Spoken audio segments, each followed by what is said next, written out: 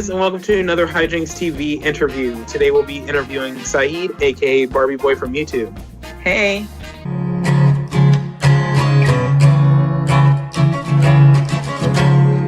Let's just get right down to it. So, Okay. How long have you had your YouTube channel? I actually just started. Tomorrow is actually going to make it 2 weeks since I've had it. So, just 2 weeks. Very nice. And what kind of subjects does your YouTube channel kind of touch on? As I'm fairly new, I'm still discovering as what my niche is. But right now, I'm more focusing on fashion, beauty products and reviews and whatnot. Reviews of beauty products. So. Oh, very awesome. Very awesome. What drove you to start it? It's something that I've been wanting to do for years and years and years, start a YouTube channel. And then last year I was supposed to start it, and I didn't do anything last year in terms of starting it. So my New Year's resolution last year was to start that, and to also to get an Instagram, because I also wasn't on Instagram.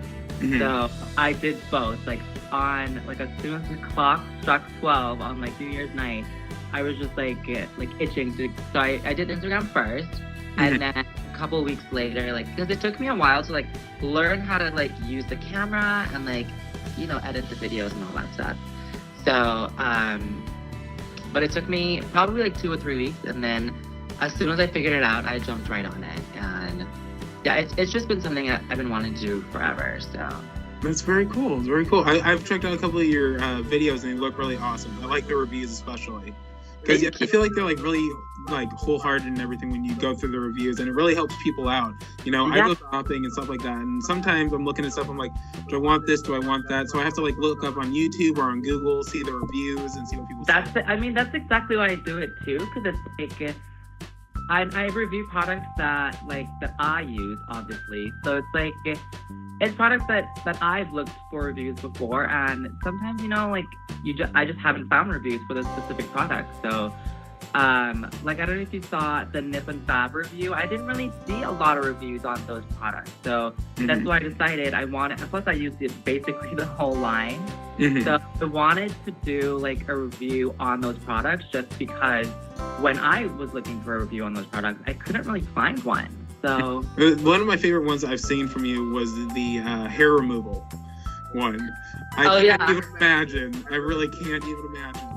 Yeah, well, okay, so the hair removal one, there are a ton of hair removal reviews, but I feel a lot of them aren't really honest. Everyone says, it just could be their own experience, but I just feel everyone says that it doesn't hurt, and it's to me, I don't understand how it could not hurt, because it hurt me so bad. I hate it. Every time I have to go in for it, I hate it. But as I said in the video, the results are definitely worth the pain. Okay, so what would you say is close to the pain that you felt when you got the laser surgery? Okay, so if you look at most of the videos, everyone says, or even when you go in, the people, the nurses and stuff, they're the pain isn't that bad. It's those rubber bands stinging against your skin. Okay, I personally did not feel a rubber band. I probably felt it. I was trying to figure out. It literally felt like an insect biting me over and over and over, a big fat fucking insect. Wow. It was not just a rubber band stinging me over and over. But as I said, I'm not saying that other people are lying. I'm just that's probably their experience, mine was just a lot worse. I hardly grow any hair. I can't even grow facial hair. So I have the hardest time with that kind of stuff, and I'm just so thankful that I'm not one of those people with a bunch of hair on my back and stuff like that, because let's face it, it's kind of gross, and a lot of people want to get rid of it. So yeah, I would probably want to go the laser route with that. Also, it just feels like you're getting shocked over and over. My sister did it too, and she hated it. She went through a lot of pain. So anyways, moving on. So you're a drag queen. What made you get into that? I've been doing drag for a while now. I've been doing it since I was 16 or 17. I started doing it like right out of high school, and it's because I started partying right out of high school, and it's funny enough because while I was in high school, I remembered talking to my friends and thinking also that I would never do drag. Like, it was something that I just thought that I would never do. Because I remember sitting one day and having lunch with my friend, and I saw a drag queen walking through downtown, and I remember just thinking, like, that person's crazy. Like, I would never do that. Like, I know. And then fast forward, and now here I am. But like, literally, I graduated from high school, and I started partying as soon as I graduated. I graduated really early. I was 16 when I graduated. Holy crap. I know. But I mean, I went to school in the Caribbean, so it's like, I don't know. They don't really care down there. Plus, they don't really care about, like, going to the club. Like, you don't really need an ID and all that stuff. Like, my sister started partying when she was 14. So, nice. They really, yeah, it's not a huge deal to them. But, so anyway, so I started dressing up at, like, 16. And it's like, I went out clubbing and I saw all these guys dressed as girls, you know, drag queens. And I was so intrigued. And, I mean, I've been dressing up, wearing, like, girl, like, my mom's clothes and stuff, like, ever since I was a kid. Like, at home, like, behind closed doors, but I never actually thought that I would be one to do it in public. And I can't really tell you what was the exact thing that triggered me into thinking that I want to do it. But I do have to tell you that the first time I did it was literally one of the most, like, exhilarating experiences of my life. Like, it was so freeing, and it's like, I mean, I don't want to say it's like I put on a mask when I do drag, but for some reason, like, I just get more confidence, and it's just like, you're invincible, you know what I mean? Like, when you put on this wig and this makeup, it's just like, literally you can do anything or say anything that's on your mind. And so I think that was one of the things that, like, kept me doing it, like, over and over and over. HJTV, yo. As I sit back looking at my life, think about the pain, think about the strife. I look at who I used to be. Say fuck the world and spark that tree.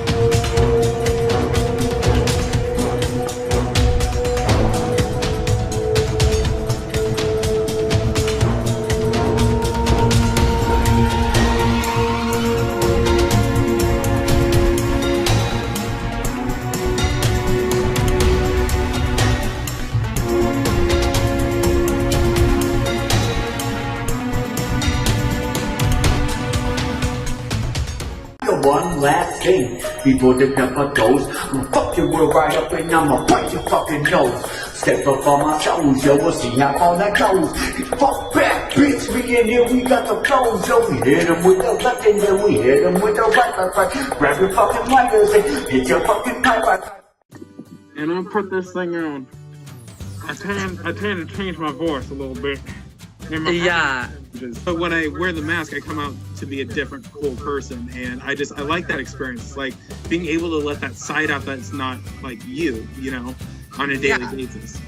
Okay, but the thing is that it's really, I feel like it's not that I become like a different person. It's really hard for me to explain it. Like, it's not like I become a different person. Like, it's just a side of me that otherwise doesn't, it's there, it is me, but I usually just don't let it show, you know what I mean? Mm-hmm. I don't know, it's really hard for me to explain, like... it's more like you're in touch with your feminine side. Yeah, probably, but at the same time, it's not like when I'm not dressed up, I'm not in touch with my feminine side, because, I mean, we're friends on Facebook and stuff, like, you see me, like, as a boy, and it's like, I'm still extremely feminine as a boy, like, it's not that... I really can't put my finger on it. It's a confidence thing, though. It's a confidence thing. At the end of the day, it's a confidence thing. So what kind of criticisms do you face as a drag queen?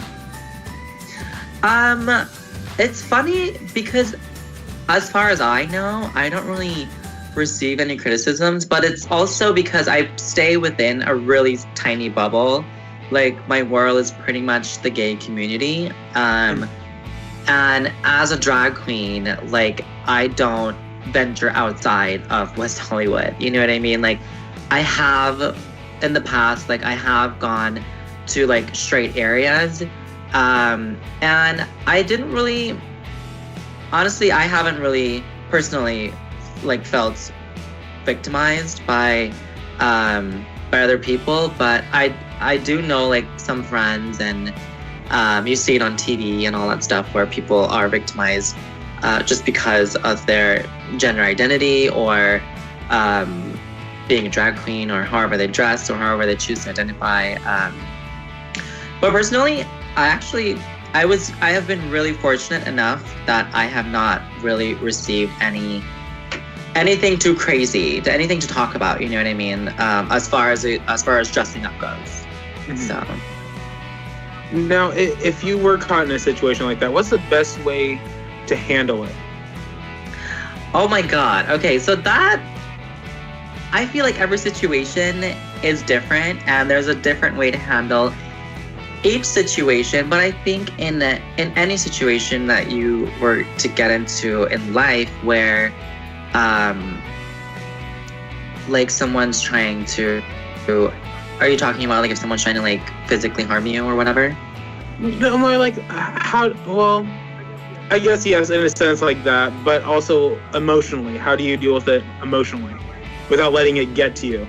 Oh, emotionally, you just say fuck them. Like, as Jinx Monsoon always says, water off a duck's back. Like, literally, just like, you cannot listen to what other people have to say about you, because, like, literally, every time someone projects a negative thought onto you, it's the thought that they think about themselves that they're projecting onto you. Like, it has nothing to do with you. It's what they don't like about themselves that they either see in you or they are just projecting it onto you so that people are distracted and they're not seeing it in them, kind of thing. You know, if you know what I mean. Like, yeah. But if you look at it that way, it's just like, I pay no attention to negativity, and once you start ignoring negativity, the life has a funny way of deflecting you away from negativity. So people who just love to like you know revel in negativity, there's a lot of negativity in their life, but if you just ignore it and you pay attention to the positive aspects of life, those aspects will soon become your life, and the negative ones will just fade away. So that's my biggest advice. And I've actually learned that from a book called The Secret. Mm-hmm. So I mean, I'm not like paid or anything to like to say that or like endorse that, but it literally is how I live my life. Like, it's like my religion, basically, The Secret. So if anyone I think is having problems with being picked on or just focusing on what people have to say about them negatively, just I think they should take a read of The Secret. It really helped me. So with that said, if somebody is having trouble getting into drag because of the fact that they're afraid of the criticisms and what may happen to them, what kind of advice do you offer them? I would say take it slow. Like, it's not something that you can just dive into. I mean, if you're living in certain situations where it doesn't really allow you to do it, like there are kids out there who want to do it, but they live in homes where it's not really permitted. Just give it time and it'll happen. Like, where there's a will, there's a way. Just if that's what you want to do, know it up here and it'll happen out here. Like with me, like I graduated high school at 16 and I started going out, as I said earlier. I started going out and I wanted to dress up so bad. And I mean, I couldn't do that in my house. Like, my parents would have killed me. So I literally would leave the house, say the party started at like, I don't know, 10 or 11. I would leave the house at like 5 or 6 and I would go to the venue, like where they were throwing the parties. I would go to the venue early and set up in the bathroom, do my makeup, do my hair, get dressed and ready for 10 o'clock for when the party started. And then I would wait until everyone left the party and I would go back into the bathroom, wash my face, take my hair off. This is like 4 or 5 o'clock in the morning. Take my hair off, put my boy clothes back on, and then get home. And I did that for years and my family never knew. So that's what I'm saying. If there's a will, there's a way. And if it doesn't happen for you literally like in the second, don't give up. Like, life has a funny way of working itself out. So do you have any last words or anything for our viewers? Yeah, you guys can follow me on Instagram at the official Barbi Boi. You guys can watch my videos right here on YouTube, and don't forget to subscribe. My channel is Barbi Boi. And then you guys can also add me on Facebook at Saeed Wahab. Okay, well, thank you again. Thank you.